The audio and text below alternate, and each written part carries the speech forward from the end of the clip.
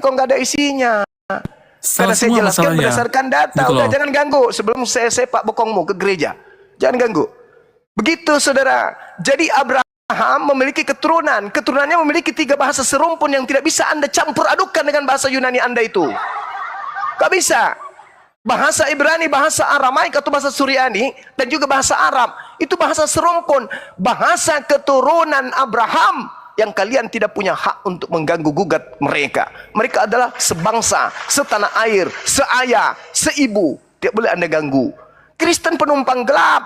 Kalau kami bukan Bani Israel, tapi di tengah-tengah Bani Ismail muncul seorang tokoh yang diutus oleh Eloa Abraham, Eloa Ishak, Eloa Yakub, yang diminta untuk kepadanya oleh keturunan Nabi Abraham dunia yang akan mendapatkan berkat. Dan itu hanya dari keturunan Ismail, bukan dari Ishak. Kenapa? Karena dari keturunan Ishak itu tidak lagi sampai kepada turun melewati Yesus, hanya sampai kepada Nabi Isa. Setelah Nabi Isa hanya ada muncul Isa palsu. Isa palsu inilah yang mengatakan, pergilah ke seluruh dunia, jadikanlah seluruh bangsa jadi pengikut. Itu Isa palsu itu Al-Masih palsu. Karena Al-Masih yang sah, Kristus yang sah, Matius 15 mengatakan, aku diutus hanya kepada domba yang sesat dari umat Israel. Wa isqala Isa bin Maryam, ya Bani Israel, inni Rasulullahi ilaikum. Nabi Isa untuk Bani Israel, Yesus Kristus anak Maria hanya untuk Bani Israel. Yang untuk seluruh bangsa itu adalah Kristus palsu yang kalian sembah. Pelajari itu lebih baik daripada Anda congor, nggak ngerti, nggak menentu. Silakan. Ya. Ini kan makanya memahami suatu kitab suci sih harus dari dasar ya. Kalau dasarnya salah ya ujung-ujungnya juga salah. Jadi kalau Anda berbicara lagi, Ismail itu kan berasal dari kata Yismael ya, Yismael. Jadi Ismail itu apa sih artinya kan gitu. Jadi Ismail itu kan Elohim mendengar. El di situ juga tidak mengacu pada kata Allah. Jadi kalau Anda mengatakan itu mengacu pada kata Allah, berarti itu orang Arab gitu. Berarti bukan Ismail yang keturunan dari Abraham sendiri. Kalau Anda mengatakan itu adalah keturunan dari Abraham, maka Yismael itu adalah Elohim yang mendengar, atau dengan kata lain itu kan kata Tuhan dari Ibrani kuno begitu. Jadi kalau kita lihat lagi nabi-nabi sebelumnya itu semua tidak ada mengacu kepada Allah. Semua mengacu kepada Tuhannya orang Yahudi, yaitu siapa? Yahweh maupun Elohim. Karena kan tidak mungkin disebut Allah itu Elohim kan? Begitu. Jadi kalau Anda bernarasi panjang lebar tapi Anda tidak memahami dasar ini, maka semua narasi Anda jadi kosong, Bang Jemaah. Begitu. Jadi harap untuk lebih berpikir lagi sebelum berbicara, harap lebih teliti lagi dalam melihat sebuah data gitu. Jadi Anda di sini bernarasi panjang kan capek, tapi isinya sebenarnya kosong gitu loh, Bang. Oke, Makanya saya mau tanya, Anda terlalu sombong berbicara. Apa hubungannya Elohim, Yotevave dengan Theos? Silakan Anda jawab. Oke, saya jawab ya. Silakan. Anda jabarkan kepada saya secara linguistik. Yotevave, kenapa di Kristen berubah menjadi Theos? Silakan, secara linguistik ya. Histori bahasa yang Anda harus jelaskan kepada saya. Karena Anda terlalu sombong, terlalu ponga untuk menjelaskan itu kepada saya, sesuatu yang hanya dasarnya kebencian dan penolakan saja. Silakan Anda tunjukkan kepada saya bagaimana Anda menyambung-nyambungkan Yod, He, Vav, He, Elohim dengan Theos milik Kristen. Silakan. Oke. Itu Bang. Itu ya Bang. Kalau saya kan pendiskusi di sini, saya nggak mau mutar ke sana, mutar kemari ya. Jadi sebenarnya kalau sebentar, ini saya mau ngomong Bang Juma, sebentar. Saya ngomong ya. Jadi secara linguistik tidak ada hubungan langsung antara YHWH dan Ya stop Bang, clear itu. Jangan diterusin, nanti tersesat Bang. Iya, nggak usah lagi. Buat apa lagi kamu teruskan? Ternyata Kristen menuhankan Theos, orang Yahudi menuhankan Yotevave. Nggak ada hubungannya. Secara linguistik yang nggak ada, karena bahasanya kan berbeda, bro. Berarti dengan demikian, kalau Anda menolak Al-Quran yang jelas-jelas berasal dari keturunan Yismael, apalagi Bible, kan ada hubungannya orang Yunani dengan. Kan ada pertanyaan lanjutannya itu, Bang Juma. Ya silakan Anda uraikan dulu dasarnya dulu. Anda mengatakan harus kembali kepada dasar kan? Anda kalau salah dasarnya maka salah semuanya. Silakan Anda tunjukkan kepada saya secara histori linguistik Apa hubungannya Yotevave dengan Theos? Silakan. Oke. Jadi begini, kalau dulu kan orang menyebutnya Elohim, tiba-tiba kok berubah jadi Jadi Theos ya. Jadi kalau di masa kehidupan Yesus, di situ kan penjajahan zaman Yahudi Romawi ya. Jadi zaman Romawi itu yang digunakan bahasa apa ya? Bahasa apa namanya? Bahasa daripada Yunani. Jadi itu kenapa berubah jadi Theos ya, karena itu. Jadi hubungannya bersifat konseptual dan teologis, bukan linguistik. Jadi Theos adalah kata Yunani yang ini digunakan untuk merujuk pada identitas ilahi ya. Jadi kenapa itu disamakan dengan YHWH. Jadi YHWH pada orang Yahudi itu kan menyebut juga dengan Tuhan begitu. Itu sama kata umum untuk menyebut Tuhan, cuma lain bahasa begitu. Tapi kalau ada berserak abangku ini, berserak saudara. Apa? Dewa. Tuhan. Mana ada kayak gitu? Tuhan dalam bahasa Yunani akontas, bukan Theos. Sekarang apakah Yotevave itu dewa? Itu sama Bang, ketika Anda berpikir sudah. Mungkin ada dari yang lain. Sudah saudara kebinirin daripada Anda malu gitu ya. Ya, kok silakan. malu lagi. Bang Rostrom, silakan Bang Rostrom.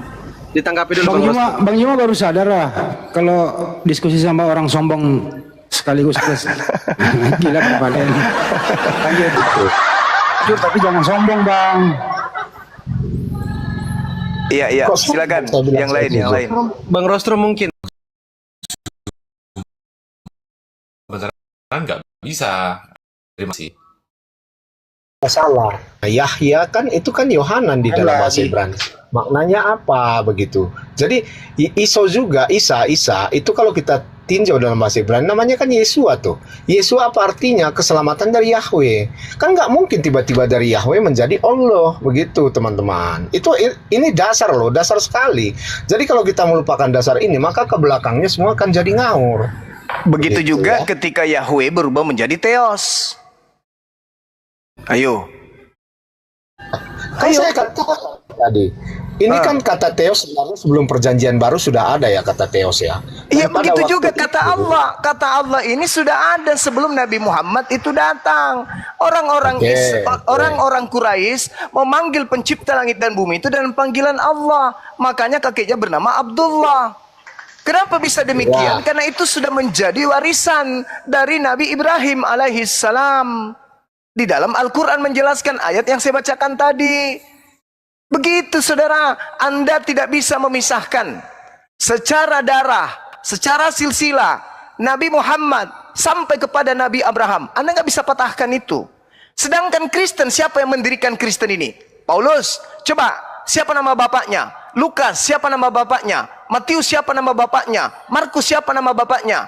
Penulis Yohanes, siapa nama bapaknya? Petrus, siapa nama bapaknya? Bisa Anda uraikan? Nggak bisa. Jadi cuman sentimen ajanya yang Anda dasari dalam berdiskusi. Bukan kayak begitu saudara. Anda lihat kitab Talmud, Anda lihat kitab Tanakh, Anda lihat targum orang Yahudi ketika mereka menerjemahkan ke dalam bahasa Arab. Yotevave mereka terjemahkan, alih bahasakan dengan Allah. Itu loh. Sedangkan kalau Anda berbicara mengenai Yotevave dalam bahasa Yunani, larinya ke Theos. Apa hubungannya coba kira-kira?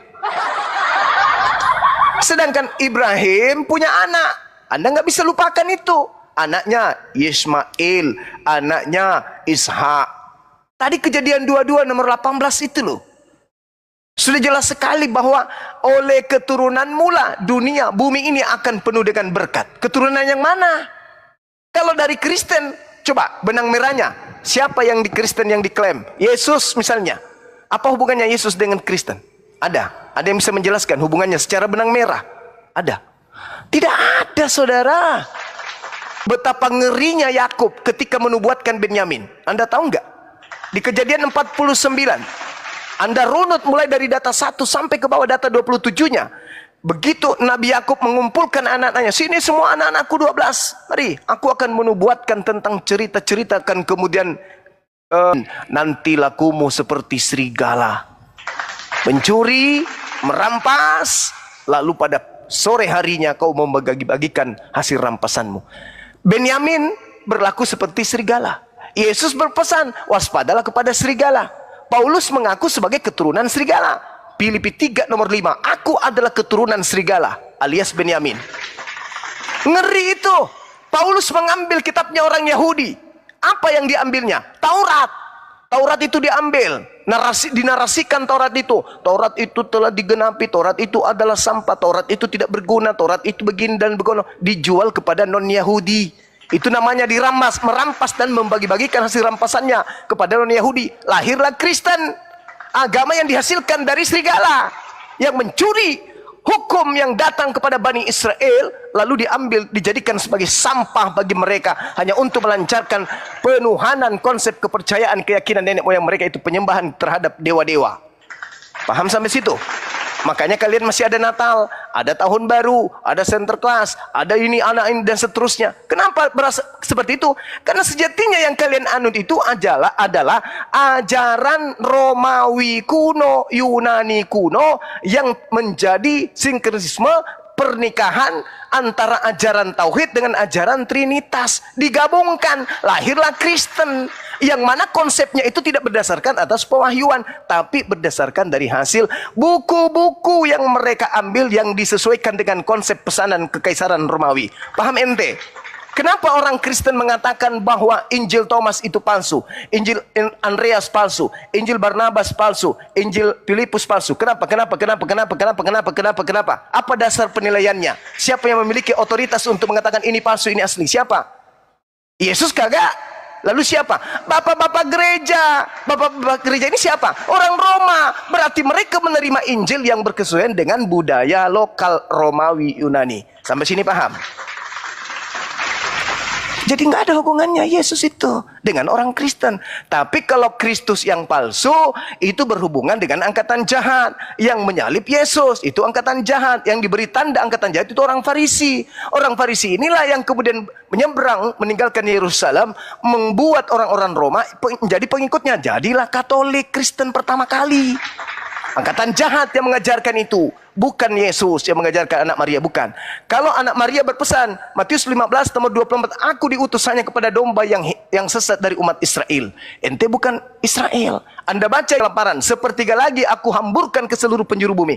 Inilah yang Yesus katakan di dalam Yohanes 10 nomor 16, masih ada lagi dombaku di luar daripada kandang. Aule itu kandang Yerusalem. Masih ada lagi di luar. Siapa mereka ini yang di luar? Domba-dombaku yang ada di luar ini. Bani Yakub yang sudah dihamburkan Tuhan sepertiga dari yang Tuhan bunuh, yang Tuhan lenyapkan, yang Tuhan matikan karena penyakit. Itu. Jadi sepertiga ini adalah domba yang Yesus minta kepada muridnya untuk pergi ke seluruh dunia. Jadikan mereka, untuk pergi ke domba-domba yang sesat ini. Matius 10, nomor 5, nomor 6. Yesus berpesan kepada ke-12 muridnya agar jangan ke bangsa lain atau jangan ke bangsa orang Samaria, tetapi pergilah kepada domba-domba yang hilang dari umat Israel. Kalau dombanya ada di Indonesia, ya ke sana. Dombanya ada di Jepang, ke sana. Dombanya ada di Afrika, ya ke sana. Tapi hanya untuk Yakub punya anak. Bukan kepada kita orang Indonesia ini. Yang asli orang Indonesia bukan. Dia hanya mencari Bani Yakub yang sudah berserak ke seluruh penjuru bumi turunannya. Itu yang perlu Anda pahami. Jadi kalau Anda berbicara, dasarnya dulu. Anda kalau berbicara mengenai dasar, berarti Anda harus kembali ke bahasa Yunani. Sudahkah Anda bisa baca bahasa Yunani? Sudahkah Anda bisa membaca bahasa Ibrani?